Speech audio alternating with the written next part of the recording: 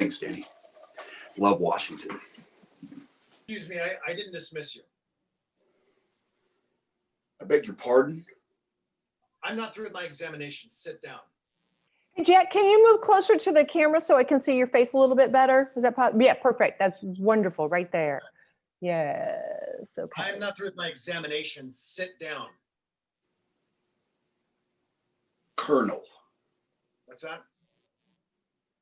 I'd appreciate it if you addressed me as Colonel or Sir. I believe I've earned it. The defense counsel will address this witness as Colonel or Sir. Okay. I don't know what the hell kind of operation you're running here. And the witness will address this court as Your Honor or Judge. I think I've earned it. Take your seat, Colonel.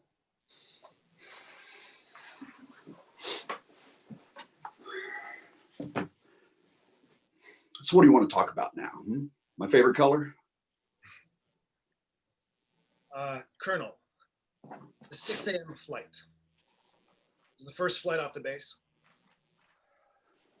Yes. There wasn't another flight that left 7 hours earlier and landed at Andrews Air Force Base at 2 a.m.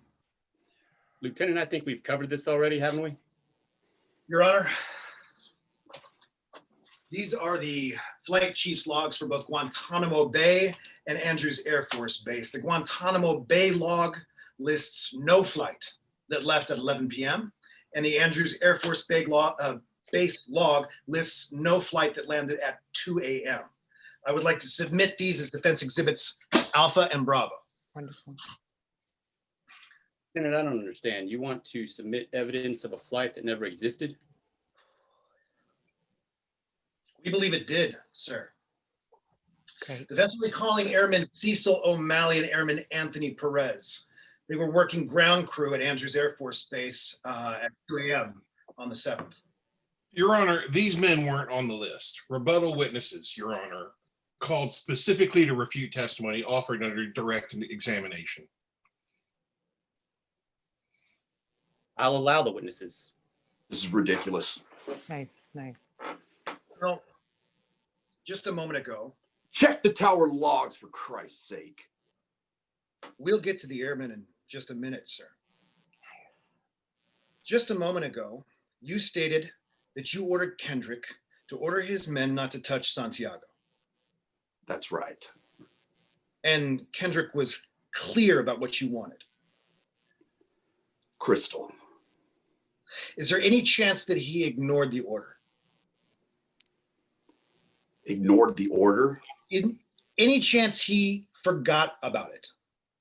No. Is there any chance that Kendrick left your office and said, the old man is wrong? No. When Kendrick spoke to the platoon and ordered them not to touch Santiago, is there any chance that they ignored him? Have you ever served in the infantry, son? No, sir. Ever stood in a forward position? No, sir. Ever ask another man to take your life in his hands while he takes his in yours? No, sir. We obey orders. We obey orders or people die. It's that simple. Am I clear? Yes, sir. Am I clear? Crystal. Hmm. Colonel, I have one more question before I call Airman O'Malley and Airman Perez. If you gave an order that Santiago was not to be touched and your orders are always obeyed, then how was he in any danger? Why did he need to be transferred off base? Private Santiago was a substandard Marine. We were transferring him off base. Just a minute ago, you said he was in grave danger. That's correct. But You said danger. I said grave danger. You said, is there any other kind of? yes, I recall what I said. Have the court reporter read back your statement. I know what I said. I don't need it read back to me, damn Then it. why the two orders, Colonel? Why did Sometimes men take matters into their own hands. no, sir. No, sir. You made it crystal clear just a moment ago that your men do not take matters into their own hands. Your men follow orders or people die.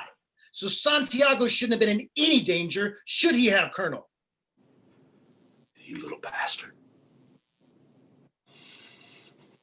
I would like an answer to the question, Judge.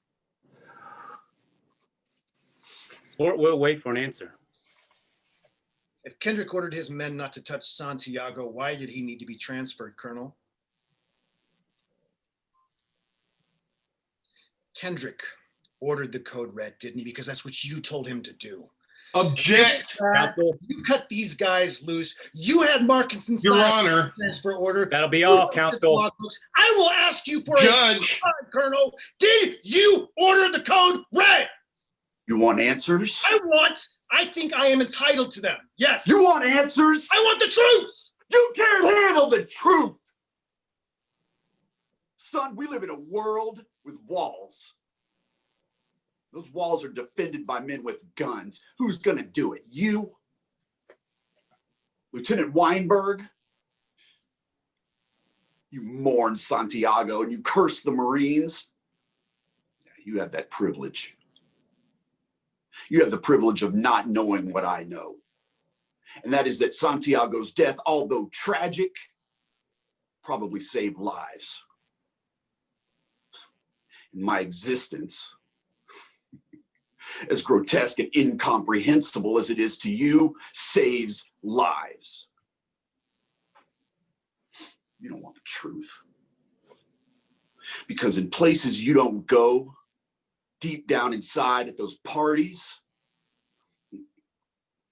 you want me on that wall. And you need me there, son. Yeah. We use words like truth, honor, code, loyalty. We use words that form the backbone of a life meant defending something.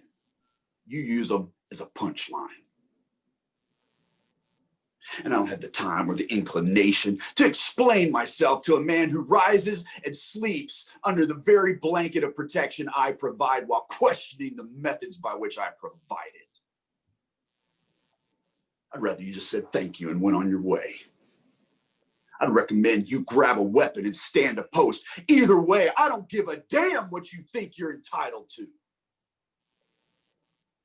Did you order the code red? I did what they sent me there to do. Did you order the code red? You're goddamn right I did.